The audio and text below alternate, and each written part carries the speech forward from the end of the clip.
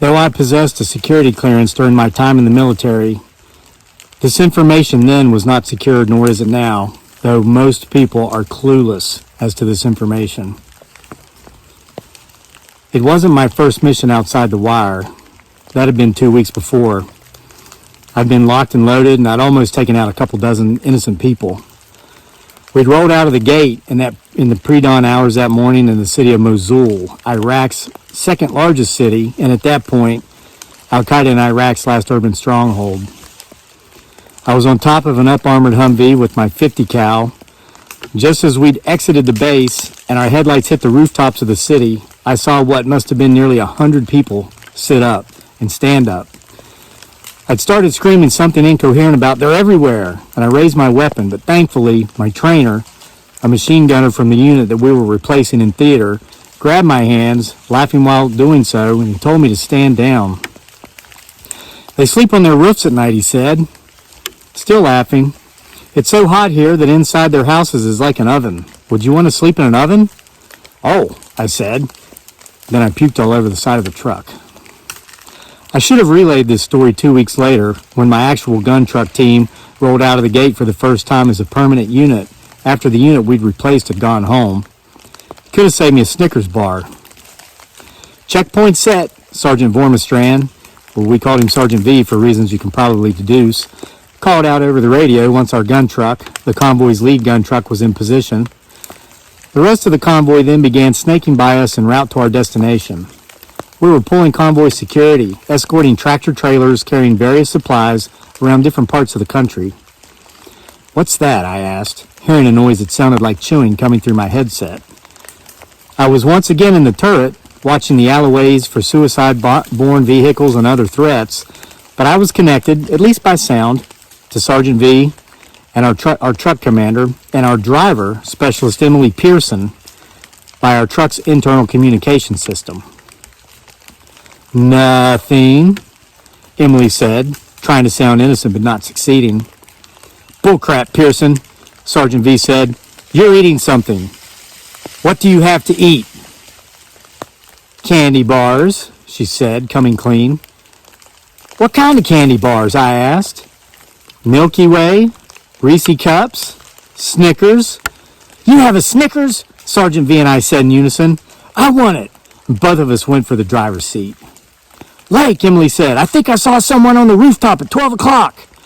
"Stop screwing around, Pearson, and give me the Snickers," Sergeant V said, trying to get his elbow padded arm sleeve unstuck from one of the truck's numerous gadgets it had gotten stuck on before I got my knee padded and groin-protected leg unstuck from a similar gadget in my turret. As bogged down as we were with all the PPE, that's personal protective equipment, that we had to wear, it was always best not to change positions once you'd gotten free from everything you'd gotten hung on while getting into the truck. But a Snickers bar in Iraq changed everything. "No, seriously," she said. "Lake, shine your spotlight on the roof at 12 o'clock. I did, and just like 2 weeks before, a dozen people who had been sleeping on their rooftop sat up. "Oh my God," Emily yelled. She freaked out and dropped the candy bar into the mess known as the communication system in the center of the truck when she saw the dark figures on the rooftop set up. "Sergeant V, where's your gunner?" The angry voice, the always angry voice of our platoon leader came across the radio. "He's down here," Sergeant V said, slapping my foot away from the Snickers bar with one hand while reaching for it himself with the other. I was trying my best to kick his hand out of the way, but still, I had not managed to free my leg. "Oh my God, Lake, they're everywhere," Emily was shouting. "Shoot 'em, shoot 'em." "They're just sleeping," I said. "They sleep on their rooftops because their ovens or houses or something." "What?" she said, no longer scared but now confused. "That doesn't even make any sense." "You get your worthless, good-for-nothing, deadbeat gunner back up in that turret now," shouted the platoon leader. "We have an emergency," Sergeant V said. "What emergency?" "Pearson dropped a Snickers bar." And thus officially began the convoy security mission of what would be my main team for most of that year in Iraq. Now, to explain the significance behind the relaxed, well-lubed unity of our team, a team that by this time was made up of 3 members, all of whom could nearly read each other's minds, We have to go back 4 months farther into a different place entirely. Fort McCoy, Wisconsin, the location from where our unit mowed and where our teams were put together. No biggie, right? Wrong. Our unit was a combat arms unit, 13 Bravo, or field artillery, though I was an 11B infantryman who had recently transferred into the unit. What's the big deal? Well, since the creation of the U.S. Armed Forces and until that time, females were not allowed to serve in combat arms units such as infantry, field artillery, armor, cavalry, etc. So how did Specialist Emily Pearson and a half a dozen other women end up in the 3 platoons that made up our battery? They were attached. And what is attachment? Semantics, dear Watson, semantics. When a soldier, male or female, is attached to any unit, they are fully responsible for performing all tasks and duties associated with that unit. Although women at that time in my units deployed to Iraq could not have been hoo-ah macho title, could not have the hoo-ah macho title of field artillery, they certainly could be attached to a field artillery unit and sent to war with that unit and be held accountable for participating in all tasks within that unit. And they could die, combat and non-combat related deaths in that unit, as many women have in the wars in Iraq and Afghanistan and wars prior to that. Semantics of titles aside, we were still left with a large mass of men who, simply by MOS, military occupational service, choice, had never gotten used to being around women in a professional military environment. What about locker room talk and other traditional forms of male bonding, which often includes foul language and stories, mostly lies, about activities with the fairer of the sexes? How could this sort of behavior continue without offending a female soldier and being brought up on charges simply for participating in speech that normally wouldn't get a second consideration due to an all-male environment? These were our fears. How did they play out? Well, it took time, but basically, Specialist Pearson and her female counterparts cleared the air simply by suiting up, showing up, and performing all of their required tasks as successfully as the men, whether they were basic rifling skills on the ranges, effectively operating the 50 cal machine gun or the 240 Bravo, driving the vehicles. They did their jobs, they did them well, and they did them as proficiently as any men. The biggest mistake we made, we here being the men, during this needlessly uncomfortable transition phase was that at times we alienated our sisters in arms. It seemed that no matter what we were talking about, when one of the females would enter the vicinity, the conversation would cease. Emily Pearson was a soldier among us who broke this cycle. Guys, she'd said after joining a few of us men who had been sitting around cleaning our M4s and small talking until she'd arrived, at which time we clammed up. I'm not going to sue you guys or report you to IG, that's the Inspector General, for anything. This bold statement, out of the blue, took us off guard, and we all gave her our undivided attention. I'm not some power skirt at the water fountain working in a bank, she continued. I'm a soldier, like you. I'm going to the same place you are for the same reasons and with the same goal of coming home to my family. We confided in her that we were nervous being around her and the other females, mostly because the Army, just like all private corporations, have those death by PowerPoint and video presentations about sexual harassment. You know, the ones where it is actually stated that complimenting a member of the opposite sex on their footwear can be deemed as sexual harassment in a court of law and will be deemed as such if the person claiming to be offended can afford the right to an attorney. We don't care about the locker room talk, Emily said, but what hurts is how you exclude us. You make us feel like we've got the plague. We took this to heart, and over time we began letting down our walls and letting our sisters in. They were happy to be there, and Emily's words rang true. During the deployment, none of the females instigated any nonsense that was based upon gender. Sure, like any other unit, we had our deployment love affairs and scandals. This type of behavior doesn't just happen in the Army.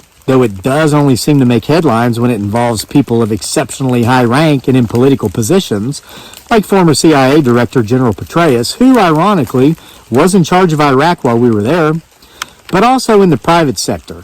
And everyone knows this. But as far as little girls running to IG because you said something that hurt their feelings, never happened. And if you were to get fresh with one of the girls in our unit, there was a good chance she'd bust your nose or lip and threaten to do it again if you ran to IG. The females in our unit, by attachment, were not little girls. They were soldiers. At some point in the deployment, we started trading off positions within our truck teams. This was necessary as complacency is one of the most dangerous enemies of any soldier in a combat zone.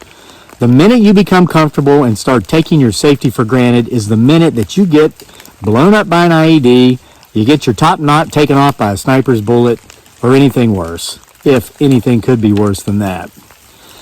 I will never forget the first time that Specialist Emily Pearson climbed into the gunner's turret on our way through the city of Mosul. I had an awakening that day, or rather, became more aware of something I'd already realized, but not quite such to an extent. As Emily climbed into the turret and strapped herself down tightly with the harness to prevent her from being thrown out and crushed should our truck sustain a blast, she yelled at the top of her lungs, "Tell me to wear a burqa, bitches." I felt my blood go cold.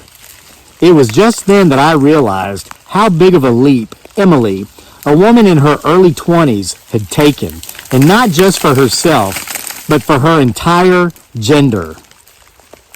She had not just penetrated the ranks of the combat arms in the U.S. Army. She had not just gone half a world away to defend her countrymen and to fight for those who did not possess the ability to fight for themselves.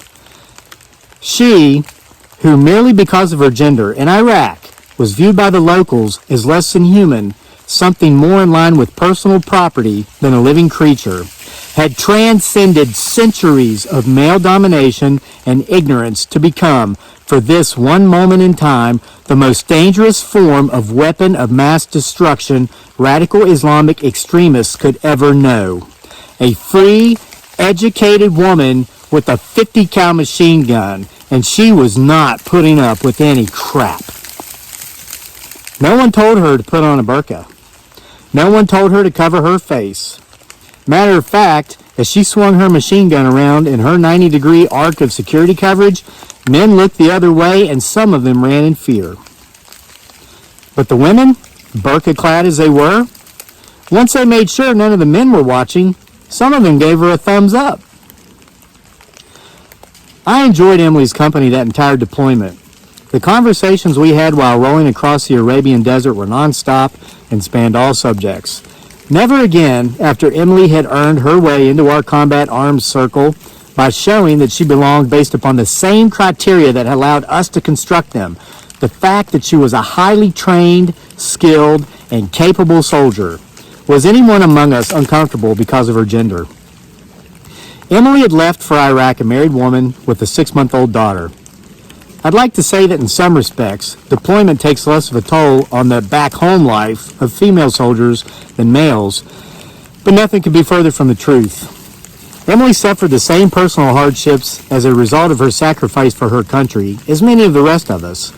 Her marriage dissolved and ended during her deployment, and she had to fight for any paternal rights over her child that she had before deploying once she returned. She's had to learn to live with her new normal, and in that, she's done well, having gained custody of her child and having met another man with whom she shares her life today, as well as 2 more children. Emily currently works as a corrections officer and detention officer for a juvenile detention center in Grays Harbor County, Washington.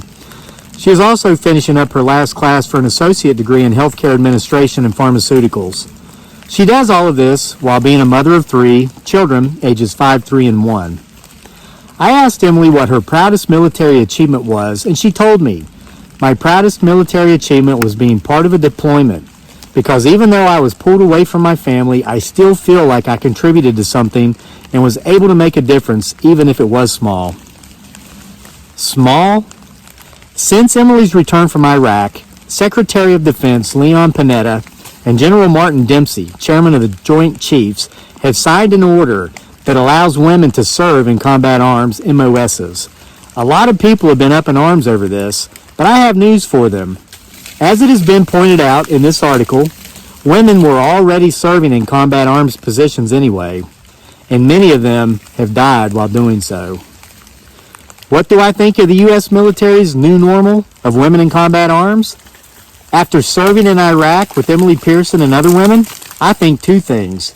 Number one, it's about time. And number two, you've come a long way, soldier. I just read to you a story called You've Come a Long Way, Soldier. In 2013, when I wrote for Yahoo, that story was one of more than 600,000 stories written for Yahoo that year, 5 of which were selected as Yahoo's Content of the Year. That was one of 5 submitted by more than 10 million writers. And I actually got those numbers backwards. 600,000 authors submitted more than 10 million articles. 5 were chosen. That was one of the 5 chosen for the Yahoo Content of the Year award.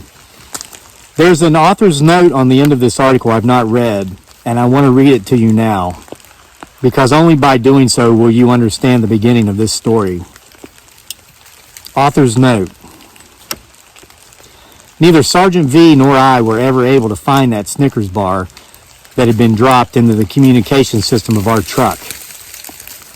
Several hours later, while rolling through the relative safety of Kurdistan, the autonomous region of the Kurds in northern Iraq, and while drifting in and out of sleep, I heard alternating sounds coming through my headset of Sergeant V snoring and what I suspected was Specialist Pearson chewing what could have been a Snickers bar.